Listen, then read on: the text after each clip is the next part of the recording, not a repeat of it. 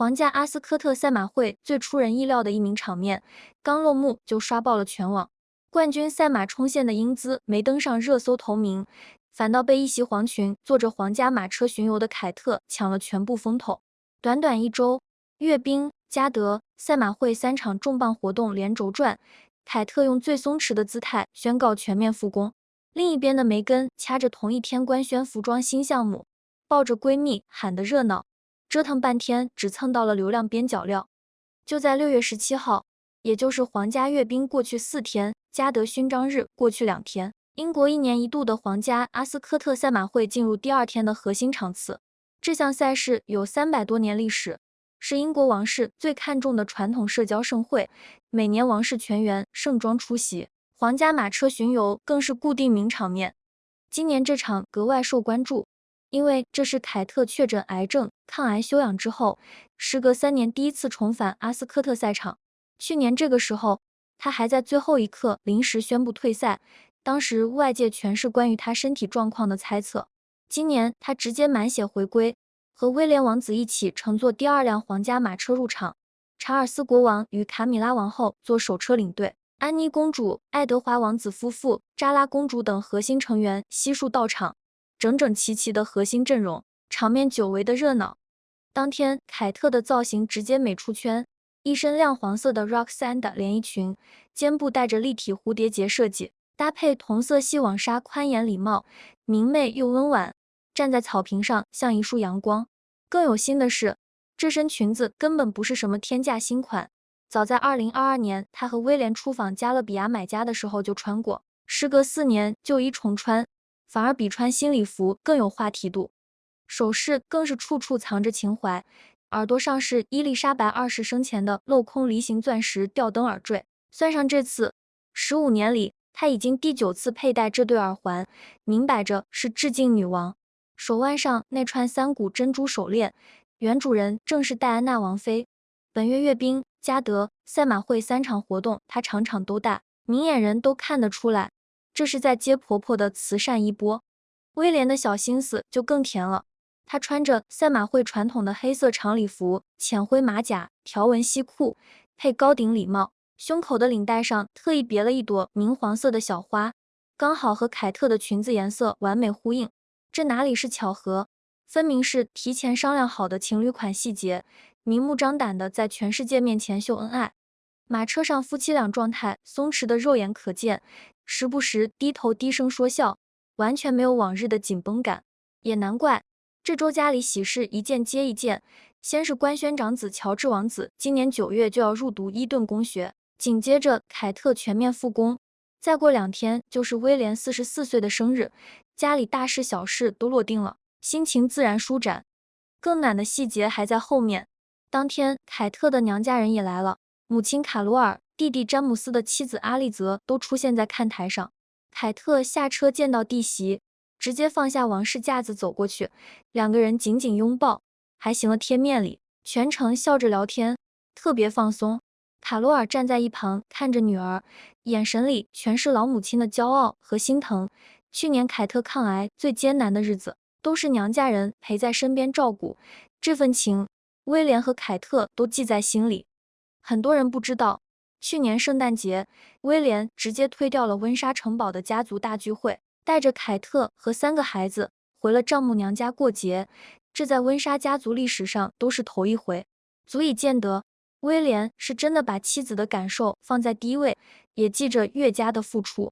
可就是这么温馨圆满的场面，大洋彼岸偏偏有人要来凑热度。就在凯特赛马会刷屏全网的同一天，梅根在自己的社交账号上官宣了 Aesver 品牌的服装新项目，放出一堆自己的穿搭高光照，还和好闺蜜录了视频，又是拥抱又是喊话，主打一个姐事业风生水起的人设。明眼人都看得出来，这时间点卡的不能再准了。每次王室有大活动，凯特被夸上天的时候，梅根总要整点新动静出来抢风头，这操作早就不是第一次了。可这一次对比实在太过惨烈，一边是100年传统盛会里的正统荣光，全场镜头主动追着拍，一边是社交平台上自导自演的小剧场，全靠蹭王室流量撑场面，段位差得太远。输赢从一开始就写死了。很多人看完只觉得凯特状态好，夫妻俩太甜，可我要告诉你，你要是只看出了浪漫和养眼，那就太浅了。这场赛马会的亮相可不是简简单单的病愈复工，是凯特用1周3场活动步步为营，彻底夯实未来王后基本盘的关键一步棋，每一步都踩在民众的好感点上，悄无声息就把未来王后的位置焊得死死的。给大家分析分析这3步走得有多妙。第一步是皇家阅兵，带着3个孩子站白金汉宫阳台，慈母形象拉满，乔治的沉稳，夏洛特的大方，路易的活泼，一家子整整齐齐，直接击碎了所有关于婚姻危机、家庭不和的谣言，告诉全英国，威尔士的小家稳得很。第二步是嘉德勋章日，走最庄重的传统路线，标准的屈膝礼，得体的举止，藏着情怀的大婚耳坠，在700年历史的古老仪式上，他把分寸感拿捏得炉火纯青，等于对外宣告，我不仅能撑住家庭场面，更扛得起最严肃的王室核心公务。第3步就是这场皇家赛马会，走亲民松弛路线，旧衣重穿的低调，和民众互动的温柔，和家人团聚的鲜活，把接地气3个字打在了明面上。小女孩在人群里喊他，他立刻回头笑着回应，嗨，我还能看到你呢。声音温柔的和当年的戴安娜一模一样。跟威廉的好友聊天，手舞足蹈还摇头晃脑，佯装生气撒娇，完全没有王妃架子。这种反差感瞬间拉满好感。3场活动，3种风格，家庭、传统、明星全覆盖，一步一个脚印，把之前生病落下的场子全找回来了。这哪里是康复后慢慢适应，这是带着满级状态王者归来。大家应该都还记得去年同一时段，他曾在开赛前夕临时宣布退赛，当时整个王室都陷入了短暂的措手不及，外界关于他病情反复的猜测铺天盖地。时隔1年重新站上阿斯科特的草坪，他用全程舒展的状态击碎了所有流言。赛场边还有个格外圈粉的细节，人群里扎着蝴蝶结的小女孩踮脚喊他的名字，他本来正跟着队伍前行，听见声音立刻停下脚步，转过身，弯着眼睛挥手回应，还特意提高音量说了句嗨，我还能看到你呢。温柔的语气像极了邻家长辈，完全没有王妃架子。路人拍下的这段视频传开后，几小时就收获100万点赞，网友纷纷说这份刻在骨子里的亲和力和当年的戴安娜王妃如出一辙。更显段位的是她的穿搭心机，别人复出都穿天价高定撑场面，生怕不够隆重，凯特偏不，专挑4年前的旧裙子穿。为什么？就是要传递一个信号，我还是原来那个凯特，低调踏实不铺张，经历了一场大病也没变。这种不变的稳定感，在风波不断的王室里，比任何华服都更能给民众安全感。还有那2件传承首饰，女王的耳环，戴安娜的手链，场场不落。这也不是随便搭的配饰，是在明明白白告诉所有人，我承接了2代女王的风骨，对得起王室的身份，也对得起民众的期待。他用最软的方式，把最硬的身份认同立住了。这招比发10份官方声明都管用。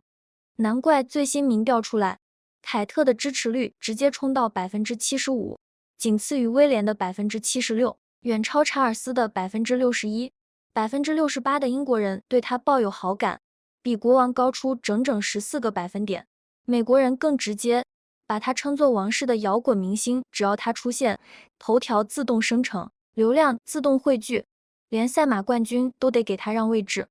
赛前肯辛顿宫只轻飘飘说了一句凯特会出席，结果当天赛马会现场观众暴涨，媒体席位提前2小时就被抢空。英国人嘴上不说，身体很诚实，他们看赛马会看的根本不是马，是凯特。这就是民心所向，不是靠营销炒作堆出来的热度，是10几年踏踏实实跑公务攒口碑，一点点熬出来的信任。这种影响力是梅根再怎么蹭热度，再怎么搞营销，都永远学不来的。不少人觉得威廉别上黄色小花只是夫妻间的浪漫小心思，是仪式感满满的情侣穿搭细节。事实上，这是威尔士亲王用最温柔的方式，对外释放最强的稳定信号。我们夫妻一体，威尔士这一支稳如泰山。再过2天就是威廉44岁生日，这周刚敲定长子乔治9月入读伊顿公学的消息，加上妻子全面复工，压在他肩头大半年的压力终于卸下。以往出公务永远绷着王储的严肃气场，这几天他眼角都带着舒展的笑意，这种由内而外的松弛装不出来，恰恰是家庭安稳最直观的证明。你仔细品威廉这阵子的状态，以前出公务永远是紧绷的、严肃的，带着王储的距离感。可这一周，从阅兵到嘉德再到赛马会，他全程都放松得很，脸上笑意藏都藏不住。为什么？因为家里的事都稳了，妻子身体康复了，儿子上学定了，王室公务也顺了，他自然就松弛下来了。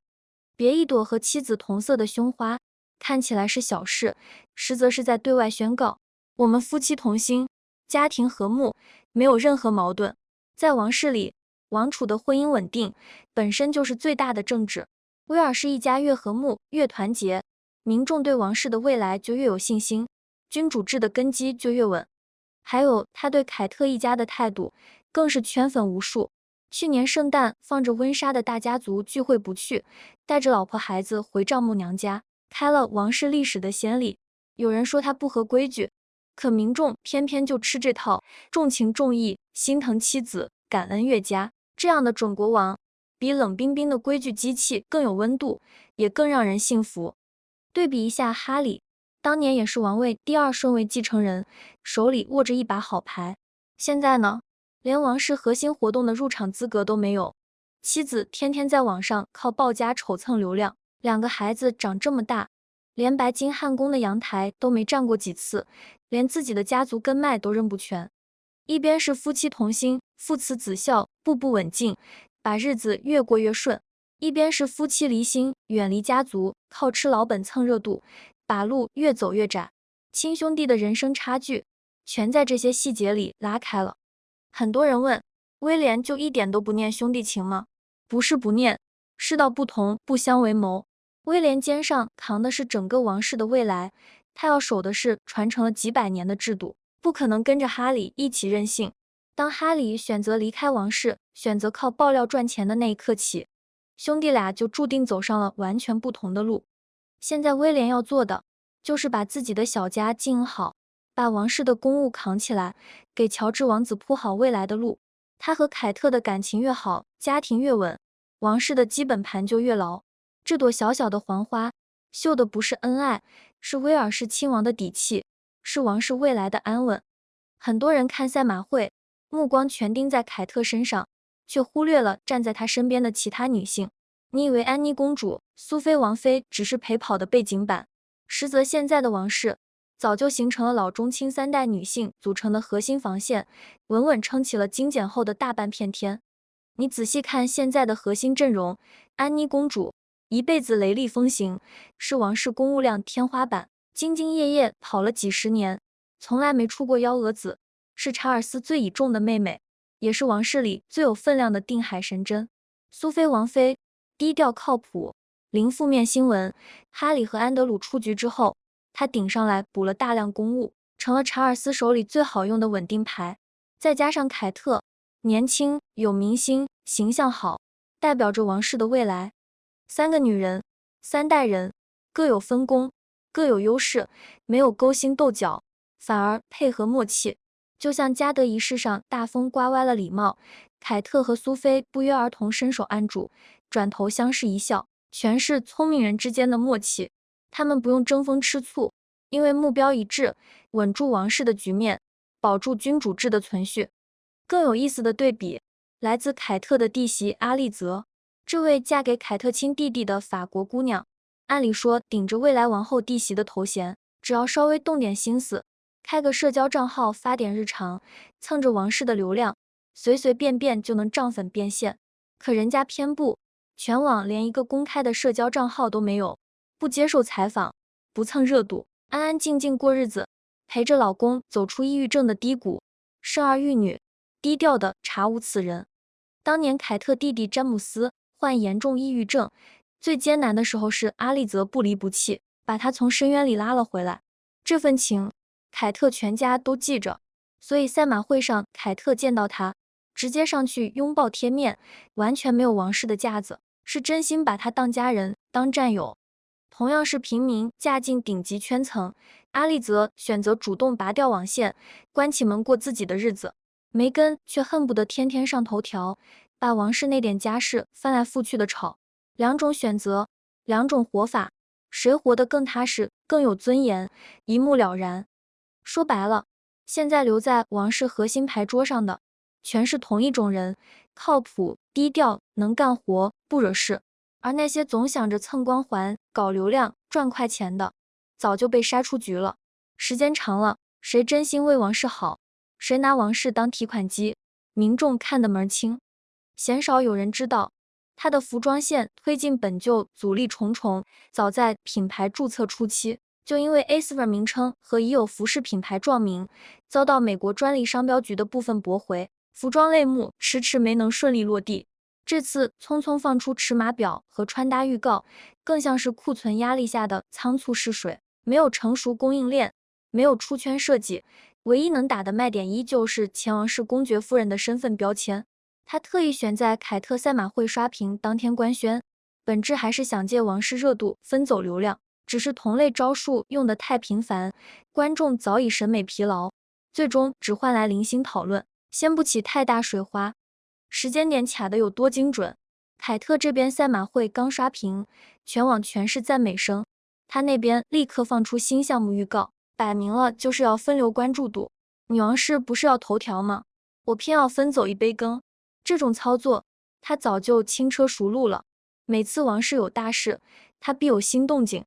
可这一次的对比，实在太过惨烈。凯特出席的是有300多年历史的皇家赛事，代表的是国家形象，所有媒体镜头主动凑上去拍。梅根躲在加州的豪宅里，对着手机录视频，靠刷数据、炒话题撑场面。一个是体制内的正统荣光，一个是体制外的自娱自乐，根本就不在一个量级上。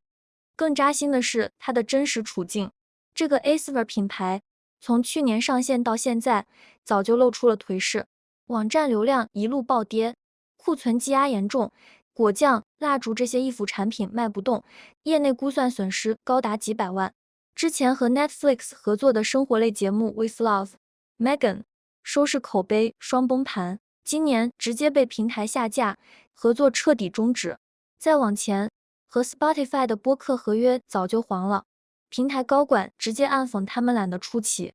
两条最大的收入渠道说断就断，可日常开销一点没减。蒙特西托的千万豪宅背着950万美金的房贷，安保、佣人、日常排场，每个月都是天文数字。坐吃山空总有尽头，现在急着拓展服装线，说白了就是病急乱投医，想再蹭一波王室前公爵夫人的名头，割最后一波韭菜。可他也不想想，现在谁还吃他那套？当年顶着正牌公爵夫人的头衔，都没把品牌做起来，现在和王室越走越远，路人缘越来越差，凭什么觉得服装线就能成？他所有的商业价值，从头到尾都绑定在王室成员这个身份上，可他又天天拆王室的台，爆王室的料，一边吃饭一边砸碗，天下哪有这么好的事？更可笑的是，他总暗暗拿自己跟凯特比，觉得凯特有的他也该有。可凯特的地位和人气，是10几年踏踏实实跑公务、做慈善，一点点攒出来的。他的名气，是靠报家丑、消费王室、制造争议炒出来的。一个越走越稳，一个越做越糊，时间长了，差距自然云泥之别。说白了，他现在就是嘴上喊着独立女性，身体却很诚实的靠蹭王室流量吃饭。哪天王室这层光环彻底没了，他的商业价值也就跟着清零了。讲到这里，这场赛马会背后的门道其实已经讲透了。它从来不只是一场赛马比赛，是王室核心阵容的公开亮相，是人心向背的直观体现，是主支和旁支差距的最好证明。王冠的分量，从来不是靠抢镜头、蹭热度能撑起来的，是靠日复一日的付出，年复一年的坚守，一点点攒出来的。凯特能有今天的人气，不是因为他戴了多少珠宝，穿了多少华服，是因为他在低谷时沉得住气，在高光时稳得住神。担得起身份，守得住初心。而那些总想着走捷径、蹭光环、赚快钱的人，也许能得意一时，可潮水退去，最先露怯的就是他们。就像赛马场的冠军，靠的是耐力和节奏，不是抢跑和超劲道。人生也好，王室也罢，最终能站到最后的，永远是那些稳扎稳打、心怀敬畏的人。